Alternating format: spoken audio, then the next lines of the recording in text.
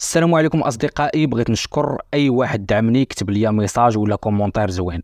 شكرا على الدعم ديالكم، بلا بكم حنا ما نقدروا نديروا والو.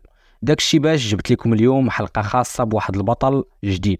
هذا البطل اللي عنده واحد المستقبل كبير مع المنتخب المغربي، واللي طلبوا لي كل من الاخ محمد ارتي ومحمد الجربوع والبرنس بزاف ديال الاصدقاء البارح تواصلوا معايا وقالوا لي نهضر على ابطال اخرين، واكيد غندوز الابطال اللي طلبوا لي فقط بعض الوقت. اصدقائي غنحاول باش كل نهار تكون حلقه خاصه على الابطال اللي بغيتو. فقط تفاعلوا معايا باللايكات ديالكم والكومنتيرات المحفزين، وما تنساوش ديروا لي متابعه. اصدقائي يمكن لاي واحد فيكم انه يراسلني ويطلب لي شكون هو البطل اللي بغاني نهضر عليه في الحلقه الجايه، ولا يكتب لي السميه ديال البطل اللي بغاني نهضر عليه في الكومنتيرات لتحت. قصه بطلنا اليوم هو بطل ماشي كاي بطل، حيث كيتميز بالشجاعه والقياده داخل الملعب. لاعب اللي ما كيخافش من الاصابات، وقادر يدخل في اي التحام مع اي واحد، والقدم اليسرى ديالو مليمتريه، وقادره تبني وتخرج الكره في اضيق المساحات.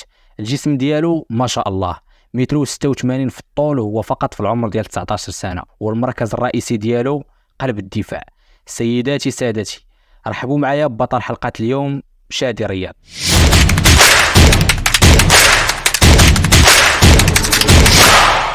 الاسم الكامل شادي رياض. تاريخ الولادة 17 يونيو 2003. مكان الولادة مايوركا، عاصمة جزر البليار الإسبانية.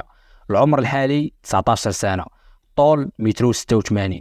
المهنة لاعب كرة القدم، والمركز قلب الدفاع. بدا البطل ديالنا المسيرة ديالو هو في سن السادسة من عمره، بحيث انضم لفريق أجبال نادي أتلتيكو رافال في 2009، ومن بعد عامين رجع للمدينة ديالو باش ينضم لريال مايوركا حتى 2014، باش ينتقل لسان فرانسيسكو في نفس العام، قبل ما يرجع مرة أخرى لمايوركا في العام اللي بعده باش يلعب في هذا الفريق حتى 2019، اللي انضم فيه البطل ديالنا لبرشلونة تحت 18 عام، باش يتم التصعيد ديالو في 2020 للفريق تحت 19 عام، باش يتم من بعد الإعارة ديالو في 2020 لنادي سيبادل، وفي 2020 تم التصعيد ديالو من الفريق اللي تحت من 19 عام للفريق الرديف، كهدف منهم باش يتم الاعتماد عليه في المواسم القادمة في الفريق الأول. بالرغم من أن شادي رياض زاد في إسبانيا، إلا أنه ما ساهمش البلد الأم ديالو، واختار المغرب في أول فرصة. بالإضافة لهذا الشيء، شادي رياض كان شارك مع المنتخب المغربي الأقل من 15 سنة اللي فاز بألعاب الشباب الإفريقية، ومع الأداء الكبير اللي كان كيقدم تعيط ليه المنتخب المغربي الأقل من 20 سنة،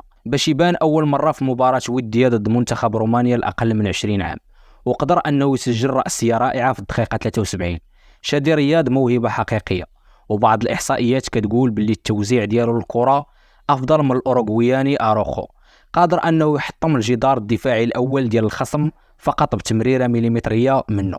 ماشي غير هذا الشيء، وإنما حتى في الالتحامات الهوائية قليل فين كيخسر شي التحام. السيد من الاخر خاتر، وكيعرف شنو كيدير بالكرة، لدرجة أن بعض الأصدقاء ديالو كيلقبوه بالقائد بويول الجديد.